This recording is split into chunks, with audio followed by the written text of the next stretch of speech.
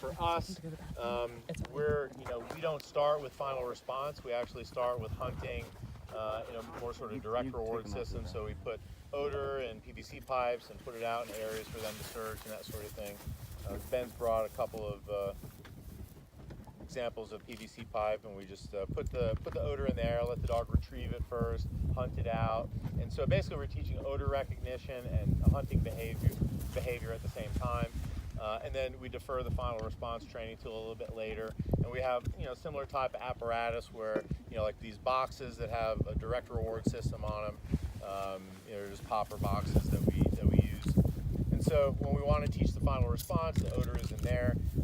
The dog can indicate there. We shape the final response, and then from the source of the odor, it pops out. Usually, Tim had mentioned that in the beginning training, he's got his distractor odors in there and other things he wants to extinct from the dog's response. We usually put that stuff in our initial search areas, so the dog learns to pass up PVC pipe that has no odor in it, gloves, bags, things like that, and then just concentrate on teaching that final response on this apparatus, and then getting back to the searching. So that's kind of the way we do it. You can see these boxes here have the ability to pop stuff up. I don't know if it'll pop that thing out. I don't know either. I was looking for a ball. Yeah. But like typically something like a tennis ball or a gape ball, you can will pop up from those. And then for us at that point, once the dog has learned to give us that final response, then we might, in our operational search areas, we might go to something like this to teach a transitional stage where the odor is in here, the dog sticks his nose in this will be hidden in different places, and we get the dog back into the searching behavior that he started out the process in. So that's our methodology. If your dog is a little weak in the hunting behavior, starting right away on these apparatus can affect the dog's hunting behavior, and so that's why we try and build that and make sure the dog's action pattern for hunting is really strong, and then you can go back to teach the final response later. That literally is an obedience exercise that can be taught at any time to the dog. You can see Tim was teaching his dog to sniff the odor, hold that behavior, or the dog is indicating that the odor is there. The sit, the down, whatever it is that you're going to teach after that, that's just an obedience exercise. Too big. Yeah, it has to be kind of just right to put in there. Tennis balls are what? Tennis balls are Kongs.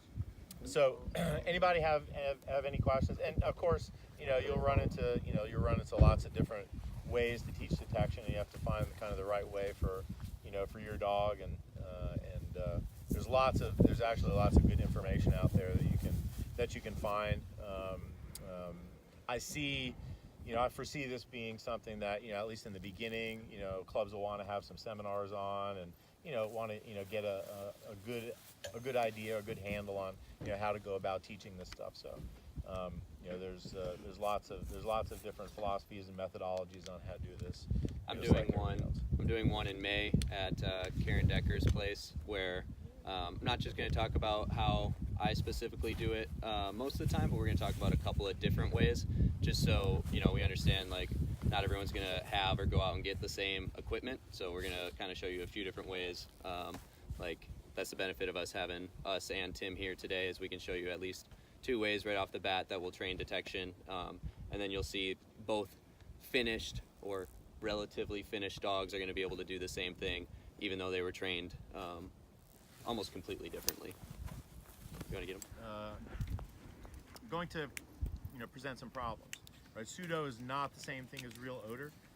Dogs trained on one form of pseudo that are presented in another form may struggle as well. So just remember that the scent pictures and different brands of pseudo, Sigma, you kind of know what's in it. There are other brands of pseudos that you don't even know what's in the bag that you're buying, right? So you don't necessarily know what the scent picture is. You have to trust the guy who sells the stuff, that it's the right stuff.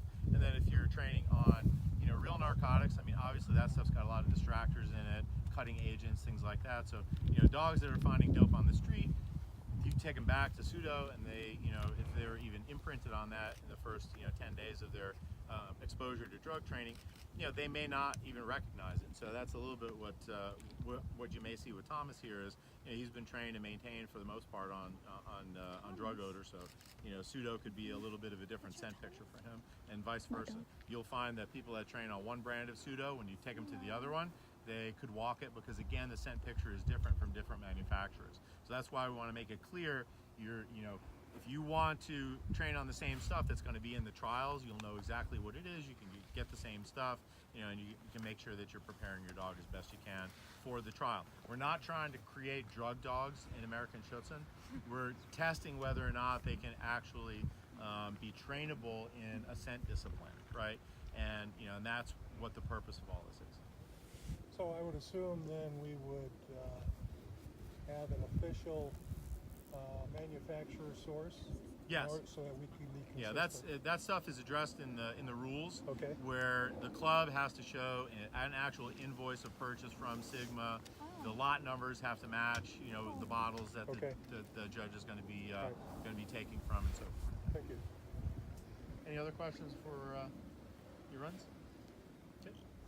So before I start running my detection dog, because you're going to come out, you might have to do article search, you're going to have to do obedience on the field, just as I'm sure you all have like cue obedience to task rituals where you come out and some of you might have your dog bark or spin or do whatever before you start your obedience routine. We're going to have a little bit of a pre-detection ritual that's going to put the dog in the right frame of mind, so he hopefully understands he's doing detection. You'll see I'm going to kind of get him up and drive with his toy. I like the detection dog to work, very high in drive so that the judge can see that my dog searches very intensely for odor, that he's excited about the work, enjoys it. My dog, thank you. The only German Shepherd you'll see me with. And then I'll sit my dog and start him to search. So I'm going to show you my pre-start ritual and then search, and his indication should be a sit.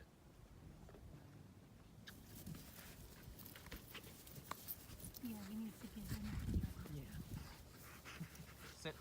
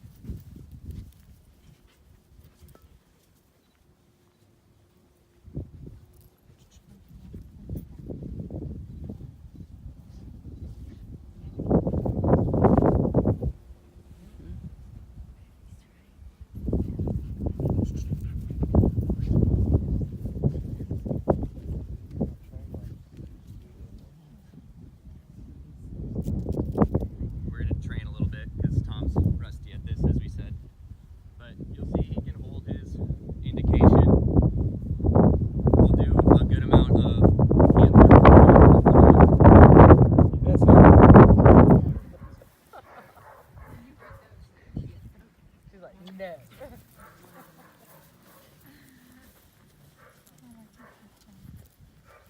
you go. That was cute.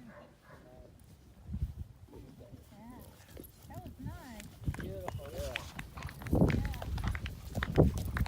That was explosive fest? Yeah, I figured we might need more demo dogs, so I brought a little something else just to show the process. I feel safe.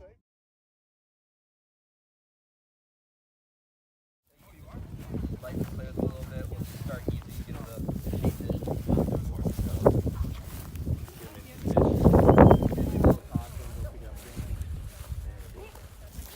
There we go, good. Good job, bud. And then just take it away from him, pull him back, and throw it out to me. And then throw Throw it out to me. Right to me. Yep, I'll take it. Good, and hold him back. Go. Get it. Dick. Come on.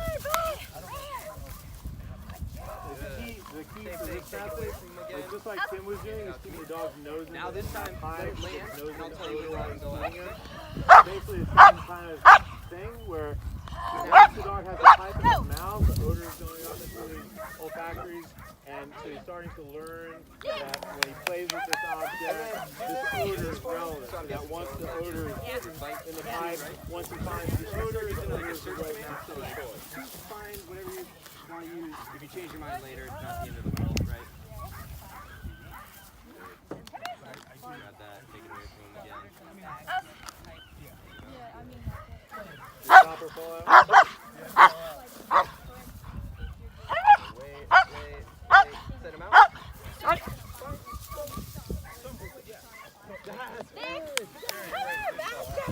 Yeah, hey, I think your stopper fell out. Yep. Right, got it.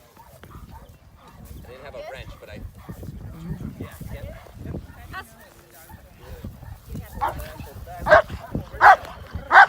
Yeah.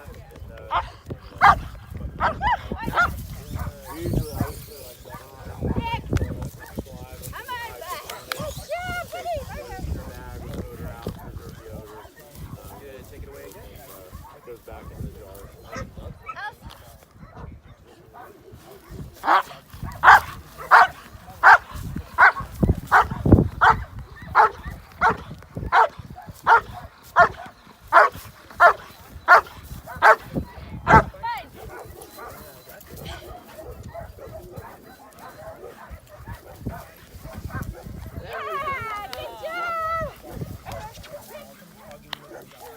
So, like, the main difference between the two methods is the one is teaching the So the whole odor time you're recognition playing, right? and final That response type has together, your and this your one is odors in it. teaching the hunting Getting behavior odor and the odor and recognition. being in drive and playing, getting a lot of satisfaction out of finding that odor right now, right? And we're gonna defer and worry about his indication later. You take it away. We'll do a couple more. Hold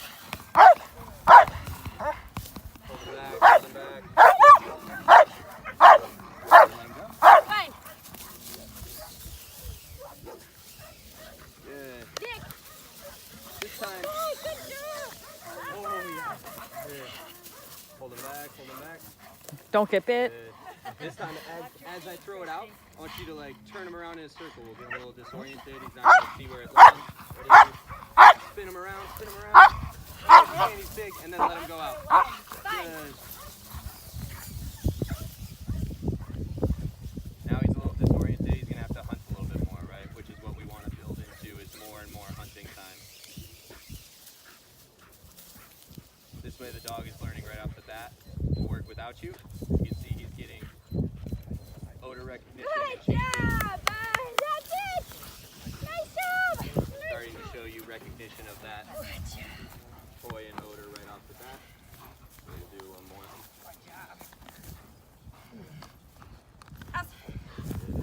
Try and spin him again. Good. Let me go. Fine. Nice.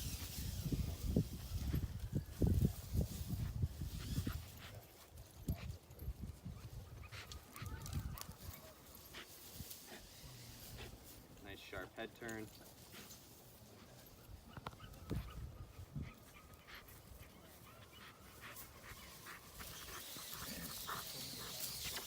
Hey, the camera.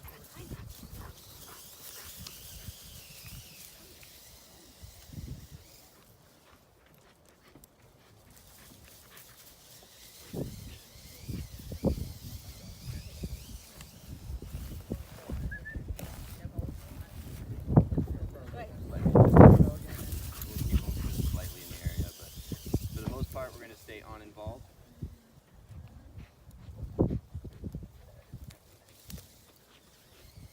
don't even know where it is. He's a little bit closer on this side now. Send him again. Let him go out. Fine.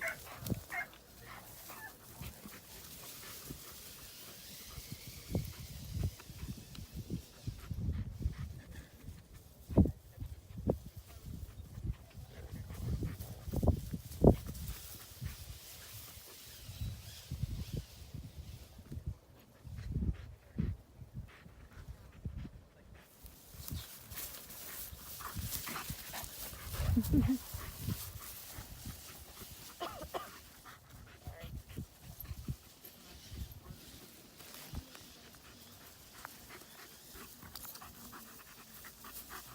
bring him to you. Bring him to you.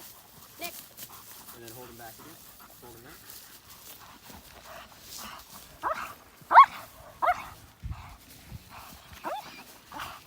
Spin him again. Ready? Turn. Good. Let him go out. Nick. Good job. Good. And then play with him a little bit, and then we're just gonna take him away. A little frustrated. Play him. I'll tease him again, and then you'll hand it out to me. I'll tease him. And then cheese him a Yeah, little yeah. bit. Here, I'll hand it to you. And drag him to the car? And then you're gonna take him away. You're gonna start taking him away. All the way back.